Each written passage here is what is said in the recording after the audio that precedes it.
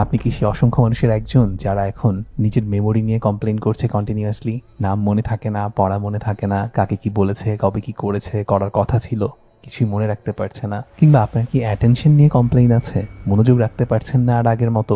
আগে পুরো বই পড়ে ফেলতে পারতেন, একটা পুরো লেকচার দেখতে পারতেন, আর এখন আধা পেজ পড়লে 30 সেকেন্ড 1 মিনিট লেকচার দেখলেই অন্য কিছু দেখতে বা করতে ইচ্ছা করে। তার চেয়েও ইম্পর্টেন্ট প্রশ্ন, আপনারও কি এখন অন্য সবার মতোই কিছুই ভালো লাগে না?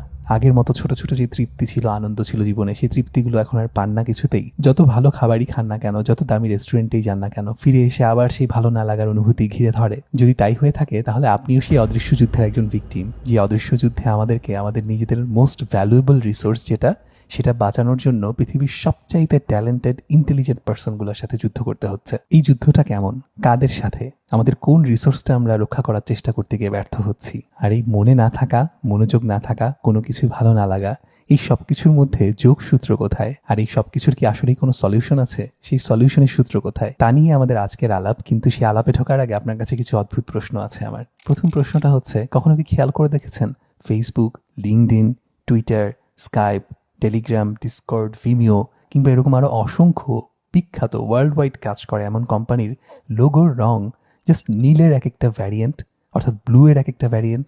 আপনি যদি একটা বড় কোম্পানি দেন, যে কোম্পানিটা সারা পৃথিবীতে সবাই চিনবে বলে আপনি জানেন বা আশা করেন, তাহলে কি আপনি আপনার ব্র্যান্ডিংয়ের জন্য এমন কোনো একটা কালার চুজ করবেন না, যে কালারটাকে দেখলেই আমরা বুঝতে পারবো এই কোম্পানিটা আপনার?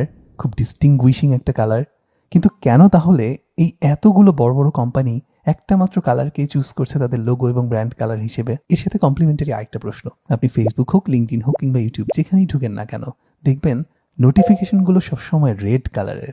কেন? সবগুলো প্ল্যাটফর্ম কেন এমন হতে হবে যে যেই প্ল্যাটফর্মের ব্যাকগ্রাউন্ডটা সাদা হবে আর রেড কালারের নোটিফিকেশন আসতে থাকবে সবসময়? আপনাকে একটা মজার এক্সপেরিমেন্টের গল্প বলি, যে এক্সপেরিমেন্টটা করার মাধ্যমে গুগল তাদের ইয়ারলি রেভিনিউ $200 মিলিয়ন বেশি ইনক্রিজ করে ফেলেছিল জাস্ট একটা কাজ করে। কাজটা কি জানেন?